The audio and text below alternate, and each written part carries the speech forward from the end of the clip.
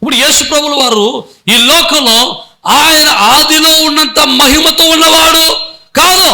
అంత మహిమతో ఉండుంటే, అంత మహిమ ఉండుంటే ఖచ్చితంగా ఈ లోకాన్ని ఆయన ఇంకా ఆశీర్వాదకరంగా, లేకపోతే ఆయన మరొకటి ఏదో చేసేవాడేమో. కానీ ఆయన తన మహిమను తగ్గించుకుని, తన మహిమను విడనాడి రిక్తునిగా చేసుకుని, తనను తాను తగ్గించుకుని ఈ లోకంలో అందుకోసమే ఆయన మహిమను విడిచిపెట్టి ఈ లోకానికి గొర్రె పిల్లగా, పస్కా గొర్రె పిల్లగా, వధకు తేబడిన గొర్రె పిల్లగా ఈ లోకానికి యేసయ్య వచ్చాడు. దేవునికి స్తోత్రం, హల్లెలూయా. ఇక కొన్ని విషయాలు మీకు జ్ఞాపకం చేస్తాను. యేసు ప్రభువు చెప్పినటువంటిది 6వ వచనం, లోకము నుండి నీవు నాకు అనుగ్రహించిన మనుషులకు నీ నామమును ప్రత్యక్ష పరిచితిని. దేవునికి స్తోత్రం. దేవుడు ఏం చేశాడట? యేసు ప్రభుల వారు దేవుని నామాన్ని ప్రత్యక్షపరిచాడట. ఎవరి నామాన్ని? దేవుని నామాన్ని. అంటే మనం ఎలాగో దేవుని దగ్గర చేరగలం, ఎలాగుంటే దేవుని దగ్గర మేలు పొందుకోగలం. అందుకని ప్రభువు వారు అంటాడు చూడండి 14:14, నా నామమున మీరు నన్నేమి అడిగినను నేను చేతును. దేవునికి స్తోత్రం, హల్లెలూయా. 23వ వచనం 16:23 అంటాడు, ఆ దినం మీరు దేని గురించి నన్ను అడిగారు?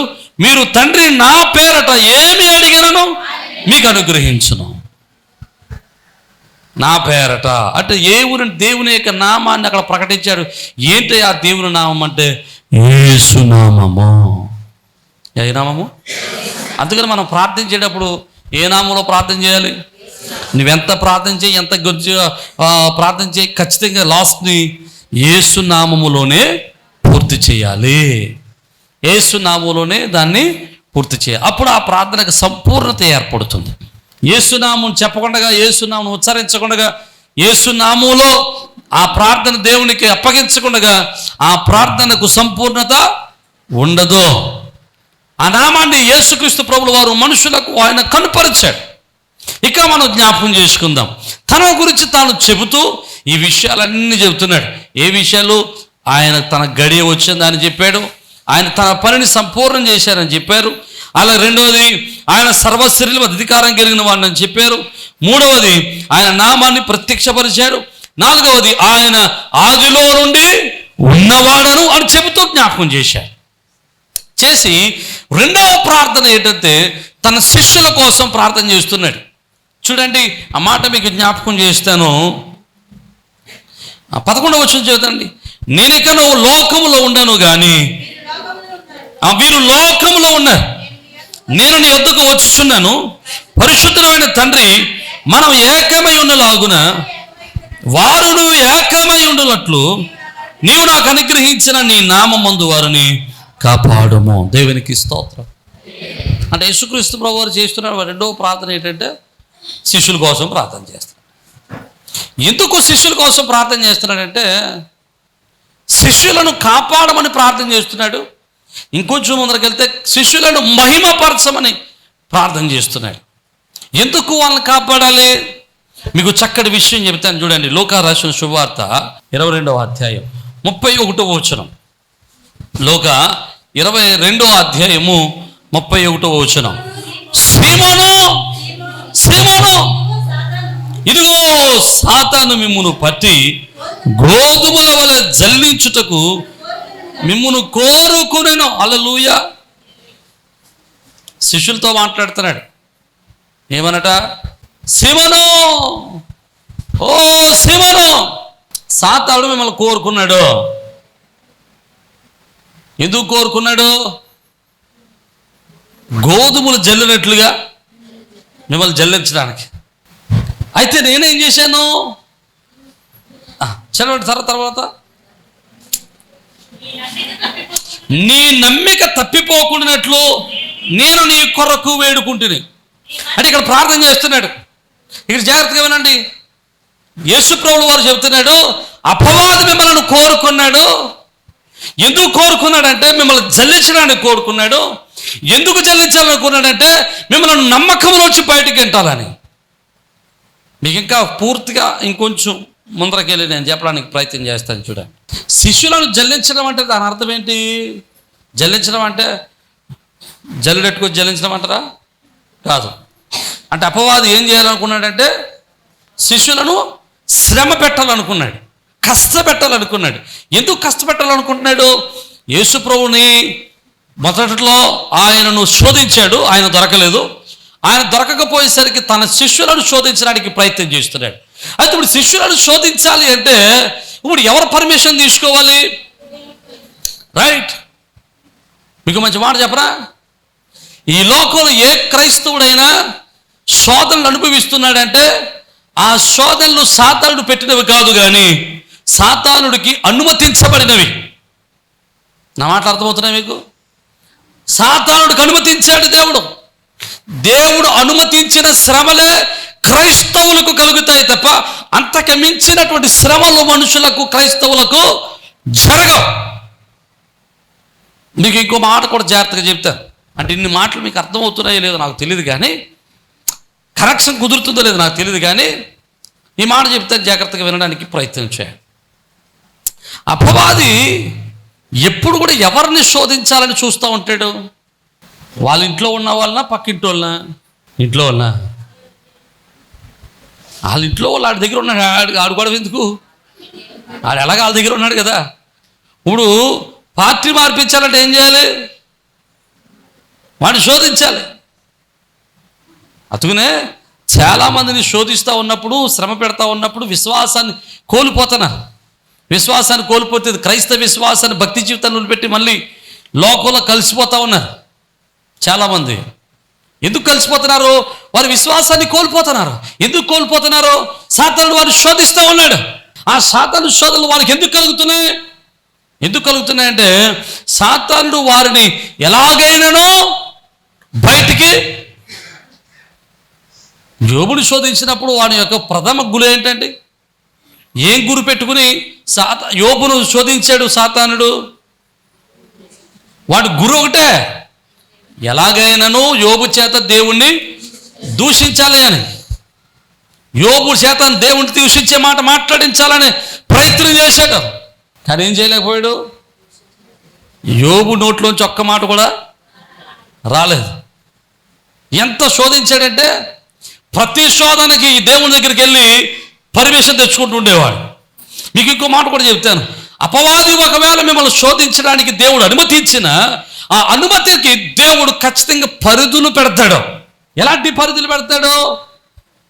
కొన్ని పరిధులు ఉంటాయి. యోబును శోధించినప్పుడు దేవుడు పరిధి పెట్టాడు, నువ్వు అతన్ని ఏదైనా చేయగానే అతని ప్రాణం జోలికి పోవద్దు.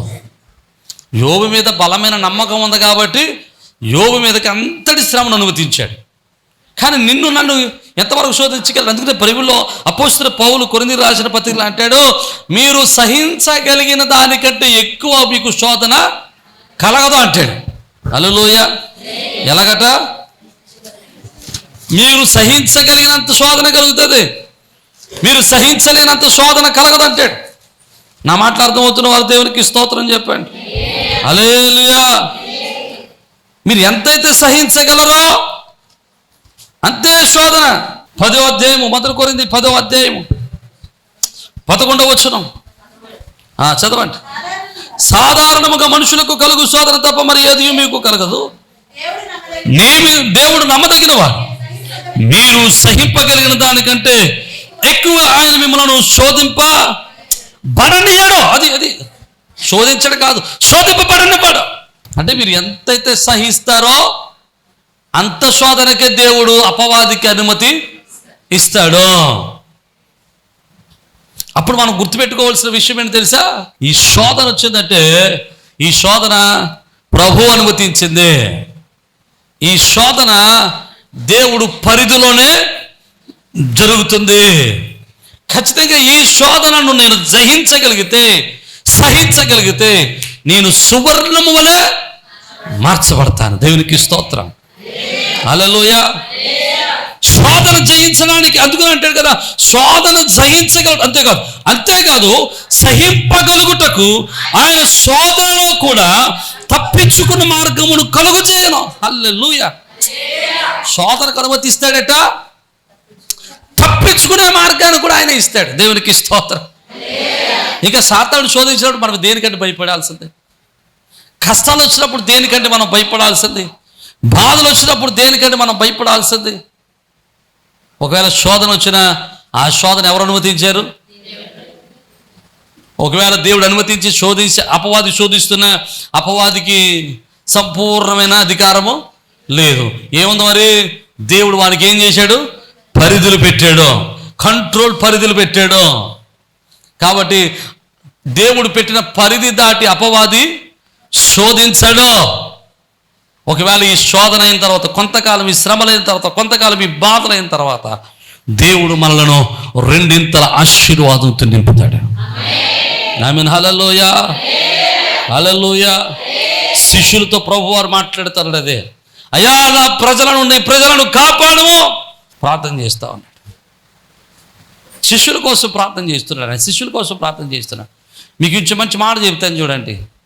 మూడో విషయం కూడా మీకు జ్ఞాపకం చేసి నేను చివరిగా కన్క్లూజన్ చేసి నేను ముగించడానికి ప్రయత్నం చేస్తాను. మూడో విషయం ఏంటంటే 17వ అధ్యాయంలో యేసు ప్రభుల వారు శిష్యుల కోసం ప్రార్థన చేయడమే కాదు, తన పూర్వపు లేకపోతే భవిష్యత్తులో రాబోయే విశ్వాసుల కోసం కూడా ప్రార్థన చేస్తున్నాడు ఆయన.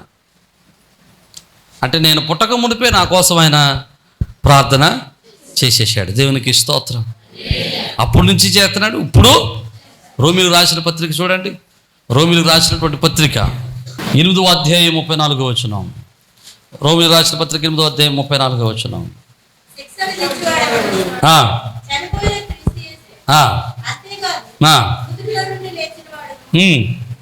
దేవుని కుడిపార్శ్వన ఉన్నవాడును మన కొరకు విజ్ఞాపనం కూడా చేయువాడును ఆయనే.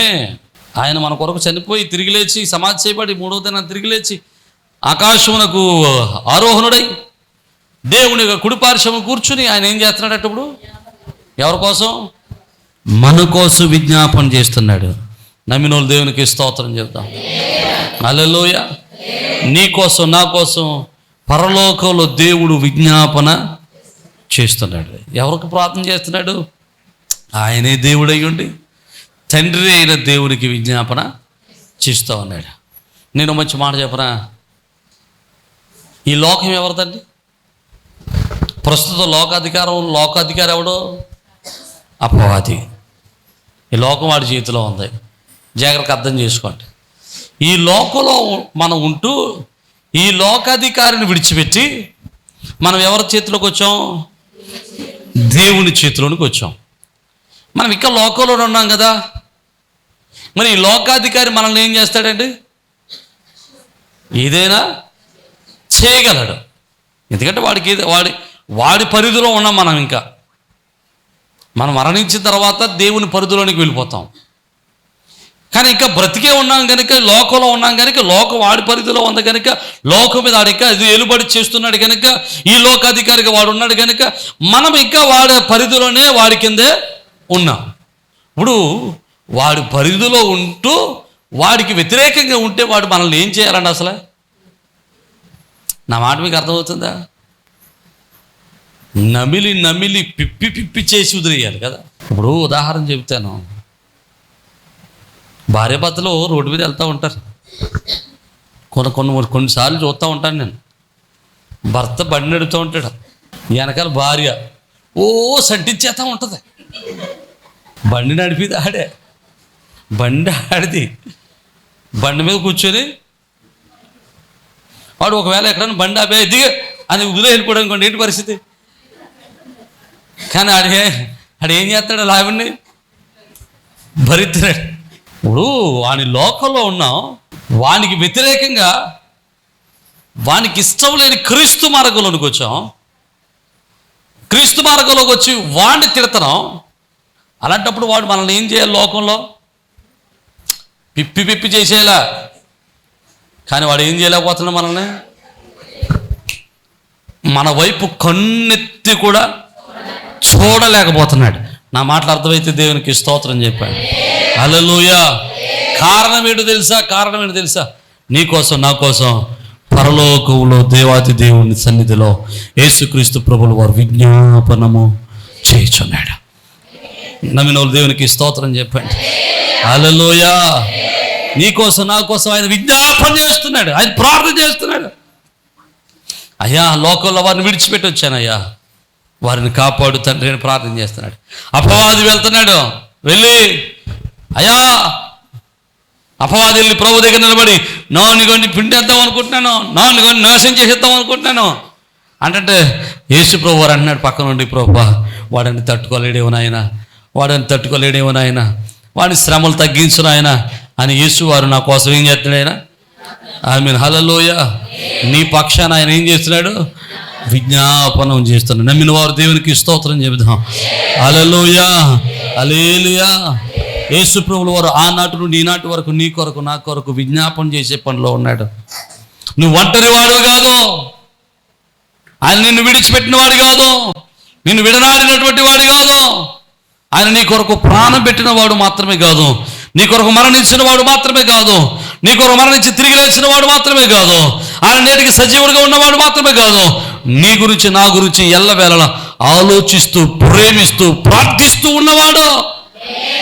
నమ్మిన వారు దేవునికి స్తోత్రం చెబుదాం. హల్లెలూయా. నువ్వు భయపడాల్సిన అవసరం లేదు, నీ మీదకి శ్రమ వస్తుందని భయపడాల్సిన అవసరం లేదు, కష్టం వస్తుందని భయపడాల్సిన లేదు. ఎందుకో తెలుసా? నీకు వచ్చిన ప్రతి శ్రమ వెనకాల దేవుని హస్తం ఉంటుంది, దేవుని బలం ఉంటుంది, దేవుని సహాయం కలుగుతుంది. అపవాది శోధించిన అపవాది నిన్ను వాడి ఇష్టం వచ్చినట్టు శోధించలేడు. కొంతకాలము కొంత పరిధి వరకు మాత్రమే నిన్ను వాడు శోధించగలడు. నీ శోధనలకు ఒక పరిధి ఉంది. నా పని అయిపోయింది ఇక, నా జీవితం అయిపోయింది ఇక, నా అవసరం అయిపోయింది ఇక అనుకునే అవసరం లేదు. ఎంత కిందకి దిగజారే స్థితికి వెళ్ళినా అదంతా కూడా పరీక్షే. ఒకరోజు రాబోతుంది, యోబు దగ్గర దేవుడు నిలబడి, యోబు నిలబడు, నడుము కట్టుకో అన్నట్టుగా నేను నడుము కట్టుకుని నీ నడుము కట్టి నీ తలను పైకెత్తి పోగొట్టుకున్న దానికి రెండింతల ఆశీర్వాదముతో నింపుటకు ఆయన సిద్ధంగా ఉన్నాడు. నమ్మిన వారు దేవునికి స్తోత్రం. సాతాను శోధించినప్పుడు ఒకవేళ ఎంత అవమానమైతే పడ్డావో దానికి రెట్టింపు ఘనత నువ్వు అనుభవించబోతున్నావు. ఎంత కన్నీరైతే కార్చావో అంత ఆనంద బాష్పాలు నువ్వు కార్చబోతున్నావు. ఎంత దుఃఖంగా నువ్వు ఉన్నావో అంత నాట్యంగా ప్రభు నీ జీవితాన్ని మార్చబోతున్నాడు. నమ్మిన వారు బిగ్గరగా దేవునికి స్తోత్రం చెబుదాం. హల్లెలూయా, హల్లెలూయా. ఆయన నిన్ను విడిచిపెట్టువాడు కాదు. నీ శ్రమలలో విడిచిపెట్టే దేవుడు కాదు. నీ శ్రమలకు ఆయన నీ శక్తికి మించి నిన్ను శ్రమ పెట్టువాడు కాదు. హల్లెలూయా. శ్రమ పెడుతూ ఉన్న మధ్యలో కూడా ఏం చేస్తాడు ఆయన? తప్పించుకునే మార్గాన్ని చూపిస్తాడు. అదే దేవుని కృప అండి. ఎన్ని శ్రమలు వచ్చినా అదే తప్పించుకునే మార్గాన్ని కూడా చూపిస్తూ ఉంటాడు. ఒక పక్కన అపవాది శోధిస్తూ ఉంటాడు, మరో పక్క నుంచి దేవుడు ఏం చేస్తుంటాడు? తప్పించుకునే మార్గాన్ని చూపిస్తాడు. ఆమేన్, హల్లెలూయా. ఇక మనకేం కావాలండి? ఒకవేళ శోధన వచ్చినా, బాధలు వచ్చినా, కష్టాలు వచ్చినా, ఇరుకులు వచ్చినా మనం భయపడాల్సిన అవసరం లేదు. సాతానుడికి మన మీద సంపూర్ణమైన అధికారము లేదు. వాడికి మన మీద అధికారం వచ్చింది అంటే, ఒకవేళ అనుమతించబడింది అంటే పరిధిలోనే అనుమతించబడింది. వాడు పరిధి దాటి వాడు ఏమి చేయలేడు. ధైర్యం కలిగి ఉందాం. మన కొరకు ప్రధాన యాజకుడైన యేసుక్రీస్తు ప్రభువు వారు మన కొరకు విజ్ఞాపనము చేస్తున్నారు. ఆయన ప్రార్థనలో శక్తి, ఆయన ప్రార్థన బలము, ఆయన ప్రార్థన శక్తి, ఆయన ప్రార్థన విజ్ఞాపన మనకి ఎప్పుడు తోడుగా ఉంటుంది. తండ్రి అయిన దేవుని చేతిలో నుంచి మనలను బయటికి లాగలిగిన సమర్థత ఎవరికి లేదు. నమ్మిన వారు దేవునికి స్తోత్రం. అలాంటి గొప్ప ధన్యత నీకును, నీ బిడ్డలకును, మన కుటుంబాలకు, సంఘానికి ప్రభు దయచేసి తన కృపలో బలపరుచును గాక. తలలో వంచండి, ప్రార్థన చేద్దాం. ఒక్క నిమిషం తలలో వంచండి, ప్రార్థన చేద్దాం. ఈరోజు నీ జీవితంలో శోధన వచ్చిందేమో, కలవరం వచ్చిందేమో, దుఃఖం వచ్చిందేమో, వ్యాధులు ఉన్నాయేమో, శ్రమలు ఉన్నాయేమో, బలహీనతలు ఉన్నాయేమో, నువ్వు నలిగిపోతున్నావేమో. సహోదరి, కన్నీరు గారుస్తూ దుఃఖపడుతున్నావేమో, దుఃఖపడద్దు. కలిగిన శ్రమను బట్టి వేదన చెందొద్దు, కలిగిన శ్రమను బట్టి దుఃఖపడద్దు, కలిగిన శ్రమను బట్టి వేదన చెందొద్దు. నీ శ్రమలలో నీకు ఉపాయం ఇవ్వడానికి దేవుడు సిద్ధంగా ఉన్నాడు. అపోస్తలుడు పౌలు అంటాడు, మేము శ్రమ పడుతున్నాను, ఇరికింపబడిన వారం కాదు, అపాయములు ఉన్నను ఉపాయం లేని వారం కాదు, కేవలం ఉపాయం లేని వారం కాము. తరమపడుచున్నాను, ఇరికింపబడిన వారం కాదు. ప్రియమైన దేవుని బిడ్డ, తరమపడుచున్నావేమో, దిక్కులేని వాడు కాదు నువ్వు. శోధింపబడుతున్నావేమో, శ్రమ పడుతున్నావేమో, ఇరికింపబడేవాడు కాదు నువ్వు. అపాయంలో ఉన్నావేమో, కేవలం ఉపాయం లేని వాడు కాదు నువ్వు.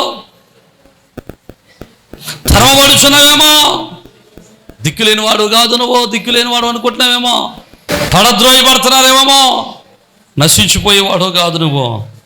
దేవుడు అనుమతించాడు శ్రమలో, కొంతకాలమే. అనుమతించినటువంటి శ్రమలకు కూడా అపవాదికి పరిధులు పెట్టాడు. వాడి ఇష్టం వచ్చినట్టు నిన్ను శోధించాడు, వాడికి నచ్చినట్టు నిన్ను చేయలేడు, వాడికి నచ్చినట్టు నిన్ను నాశనం చేయలేడు. కొంతకాలమే, కొంత పరిధుల వరకే. నిన్ను మరలా సంతోషము కలిగిన వానిగా, సమాధానము కలిగిన వానిగా, నెమ్మది కలిగిన వానిగా, ఆరోగ్యం కలిగిన వానిగా, సమృద్ధి కలిగిన వానిగా దేవుడు నిన్ను దీవించబోతున్నాడు, నిన్ను నిలవబెట్టబోతున్నాడు, నిన్ను నింపబోతూ ఉన్నాడు, నీ రుణభారాలు తీర్చబోతున్నాడు, నీ పరిస్థితిని మార్చబోతున్నాడు, నీ స్థితిగతులు మార్చబోతున్నాడు. ఓరిలారవ శకరమమ, ఓరిలారవ శకరమమ, ఓరిలారవ శకరమరీడరవ. యేసువే, వేదన పడదు, వేదన పడదు, వేదన పడదు. ఓ యేసయ్యానికి స్తుతి, స్తుతి, స్తుతి. ఒక దినం రాబోతుంది, నీ నడుము కట్టి నీ తలను పైకెత్తి నీ కన్నీటిని నాట్యంగా ఆయన చేయబోతున్నాడు. ప్రార్థన చేద్దాం. పరిశుద్ధుడు, కృపగలిగిన తండ్రి, జీవం కలిగిన ప్రభువా, మీ ఘననామాన్ని బట్టి మీకే కృతజ్ఞతాస్తుతులు. వినిన వాక్యం మరుదులు నాటిపోయి చేయండి అయా. వినిన ప్రతి బిడ్డను మీ చేతులకు అప్పగిస్తున్నాం. ఎవరైతే శోధింపబడుతున్నారో, ఎవరైతే వేధింపబడుతూ ఉన్నారో, ఎవరైతే శ్రమలలో ఉన్నారో, ఇరికింపబడుతూ ఉన్నారో, ఆయన వారికి నెమ్మది మీరు దయచేవాడు, సంతోషాన్ని ఇచ్చేవాడు, అపాయములు ఉపాయం ఇచ్చేవాడు, ఆయా శ్రమలను తప్పించుకునే మార్గాన్ని ఇచ్చేవాడు, జయించే శక్తినిచ్చేవాడు. నీ బిడ్డలు లేవనెత్తి నీ కృపలో బలపరచాలి. వారు కొన్న ప్రతి శ్రమల నుండి సమాధానం మీరు దయచేయమని, త్వరితగతిలో వారి కుటుంబాల్లో నెమ్మది కలుగునట్లు మీరు కృప చూపించండి నాయన. మీరే మహిమ పొంది నీ ఆత్మలో బలపరచమని యేసు పరిశుద్ధ నామం బట్టి స్తుతించున్నాం మా పరమ తండ్రి, ఆమేన్. ప్రభునందు ప్రియ సజీవ స్వరం అనేటువంటి యొక్క వర్తమానాన్ని వింటున్నటువంటి మీ అందరికీ ప్రభునామం బట్టి శుభాలు. మీ గృహాలలో మీతో కలిసి ఈ విధంగా ప్రభువును ఆరాధించడానికి ప్రభు ఇచ్చిన సమయాన్ని బట్టి ప్రభువుని స్తుతిస్తూ ఉన్నాను. ప్రతిదినం మీరు వీక్షిస్తున్న ఈ వర్తమానాలను బట్టి మీరు ఆశీర్వదింపబడుతున్నారని మేమెంతగానో ప్రభునందు ఆనందిస్తూ ప్రభువును స్తుతిస్తూ ఉన్నాం. మీరు ఇస్తున్నటువంటి ప్రతి మెసేజ్, లేకపోతే మీరు ఇస్తున్నటువంటి ఈ యొక్క ప్రోత్సాహం దేవుని పనులు మమ్మల్ని ఎంతగానో బలవంతుని చేస్తూ ఉంది. కనుక మీరు ఈ వర్తమానాల చేత ఆశీర్వదింపబడుతున్నట్లయితే ఇంకా అనేక మందికి ఈ వర్తమానాల్ని పరిచయం చేయండి. అలాగే ఈ వర్తమానాల చేత మీరు ఆశీర్వదింపబడుతున్నట్లయితే తప్పనిసరిగా ఈ యొక్క పరిచర్యలో మీ వంతు సహకారాన్ని, భాగస్వామ్యాన్ని పంచుకోవాలని ప్రభు పేరట మిమ్మల్ని ప్రేమతో ఆహ్వానిస్తూ ఉన్నాం. చాలామంది అడుగుతూ ఉన్నారు, అయ్యా మేము ఈ పరిచర్యలు ఎలా పాలుభాగస్తులు కావాలి అని. చాలా సంతోషం. దేవుడు మీకు ఇచ్చిన భారాన్ని బట్టి ప్రభునందు ఆనందిస్తూ ఉన్నాను. తప్పనిసరిగా మీరు కూడా మాతో కలిసి ఈ యొక్క సత్య సువార్తను, ఈ యొక్క ఆత్మీయమైన వర్తమానాలను అనేక మందికి అందించటంలో మీ వంతు కూడా ఖచ్చితంగా సహకారాన్ని అందించవచ్చు. కనుక ఈ స్క్రీన్ మీద కనబడుతున్న నెంబర్లకి ఖచ్చితంగా ఫోన్ చేయండి. తగినటువంటి ఆలోచనలు, సలహాలు, ఎలాగో మీరు ఈ పరిచర్యలో బాల్య భాగస్తులు కాగలరో మేము మీకు తెలియపరుస్తాం. అలాగే మీరు ఈ వర్తమానాల చేత ఆశీర్వదింపబడుతున్నట్లయితే, ఒకవేళ మీరు ఇప్పటి వరకు ఏ సంఘానికి వెళ్ళని వారైతే, ఏ మందిరానికి అటెండ్ కాని వారైతే తప్పనిసరిగా మిమ్మలను మా మందిరానికి, మా సహవాసానికి ప్రేమతో ఆహ్వానిస్తూ ఉన్నాం. చక్కని అపోస్తుల యొక్క బోధ, ఆత్మీయమైనటువంటి ఆరాధన, ప్రేమతో కూడినటువంటి సహవాసము, చక్కని ప్రేమతో కూడినటువంటి ఆదరణ సంఘం ద్వారా పొందడానికి మిమ్మల్ని ప్రేమతో ఆహ్వానిస్తూ ఉన్నాం. ఒకవేళ మీరు ఏకైనా మందిరాల్లో ఆల్రెడీ మందిరాల్లో కట్టబడి ఉన్నట్లయితే తప్పనిసరిగా ఆదివారపు ఆరాధన, మందిరంలో జరిగేటువంటి కూడికలలో పాల్గొనటం మానేయదు.